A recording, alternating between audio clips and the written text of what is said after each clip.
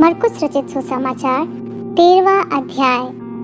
जब वह मंदिर से निकल रहा था तो उसके चेलों में से एक ने उससे कहा, हे गुरु, देख कैसे विशाल पत्थर और कैसे भव्य भवन हैं।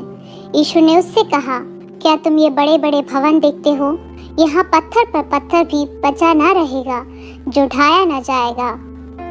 जब वह जैतून के पहाड़ पर मंदिर के सामने बैठा था तो पतरस और याकूब और यूहन्ना और अंद्रियास ने अलग जाकर उससे पूछा, हमें बता कि ये बातें कब होंगी और जब ये सब बातें पूरी होने पर होंगी उस समय का क्या चिन्ह होगा। यीशु उनसे कहने लगा, चौकस रहो कि कोई तुम्हें न भरमाए। बहुतेरे मेरे नाम से आकर कहेंगे, मैं वही हूँ, और बहुतों को भरमाएंगे। जब तुम लड़ाइयाँ और लड़ाइयों की चर्चा सुनो तो ना घबराना, क्योंकि इनका होना अवश्य है, परंतु उस समय अंत न होगा। क्योंकि जाति पर जाति और राज्य पर राज्य चढ़ाई करेगा। हर कहीं भूकंप होंगे और अकाल पड़ेंगे। यह तो पीड़ाओं का आरंभ ही होगा। परंतु तुम अपने विषय में चौकस रहो, क्योंकि लोग तुम्हें महासभाओं में सौंपेंगे और तुम पंचायतों में पीटे जाओगे और मेरे कारण हाकिमों और राजाओं के आगे खड़े किए जाओगे, ताकि उनके लिए गवाही हो। पर अवश्य है कि पहले सुसमाचार सब जातियों में प्रचार किया जाए। जब वे तुम्हें ले जाकर सौंपेंगे तो पहले से चिंता न करना कि हम क्या कहेंगे, पर जो कुछ तुम्हें उसी घड़ी बताया जाए वही कहना, क्योंकि बोलने वाले तुम नहीं हो परंतु पवित्र आत्मा है। भाई को भाई और पिता को पुत्र घात के लिए सौंपेंगे और बच्चे माता पिता के विरोध में उठकर उन्हें मरवा डालेंगे, और मेरे नाम के कारण सब लोग तुमसे बैर करेंगे, पर जो अंत तक धीरज धरे रहेगा उसी का उद्धार होगा।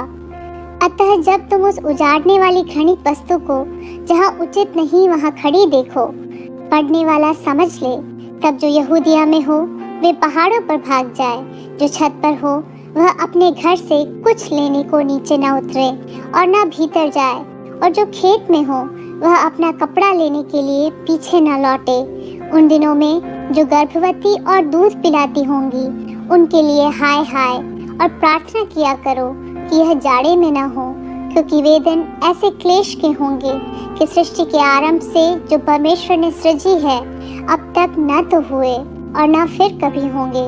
यदि प्रभु उन दिनों को न घटाता तो कोई प्राणी भी न बचता, परंतु उन चुने हुओं के कारण जिनको उसने चुना है उन दिनों को घटाया। उस समय यदि कोई तुमसे कहे, देखो मसीह यहाँ है या देखो वहाँ है, तो प्रतीति न करना, क्योंकि झूठे मसीह और झूठे भविष्यद्वक्ता उठ खड़े होंगे और चिन्ह और अद्भुत काम दिखाएंगे कि यदि हो सके तो चुने हुओं को भी भरमा दे। पर तुम चौकस रहो, देखो मैंने तुम्हें सब बातें पहले ही से बता दी हैं। उन दिनों में उस क्लेश के बाद सूरज अंधेरा हो जाएगा और चांद प्रकाश ना देगा, और आकाश से तारागण गिरने लगेंगे और आकाश की शक्तियाँ हिलाई जाएंगी। तब लोग मनुष्य के पुत्र को बड़ी सामर्थ और महिमा के साथ बादलों में आते देखेंगे। उस समय वह अपने दूतों को भेजकर पृथ्वी के इस छोर से आकाश के उस छोर तक चारों दिशाओं से अपने चुने हुए लोगों को इकट्ठा करेगा।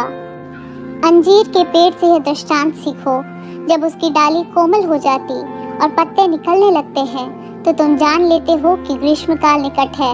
इसी प्रकार जब तुम इन बातों को होते देखो तो जान लो कि वह निकट है, परंतु द्वार ही पर है।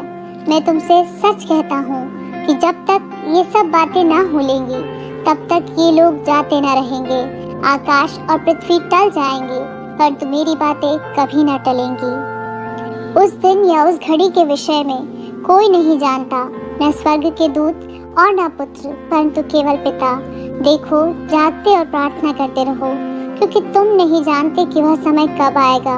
यह उस मनुष्य की सी दशा है जो परदेश जाते समय अपना घर छोड़ जाए और अपने दासों को अधिकार दे और हर एक को उसका काम बता दे और द्वारपाल को जागते रहने की आज्ञा दे।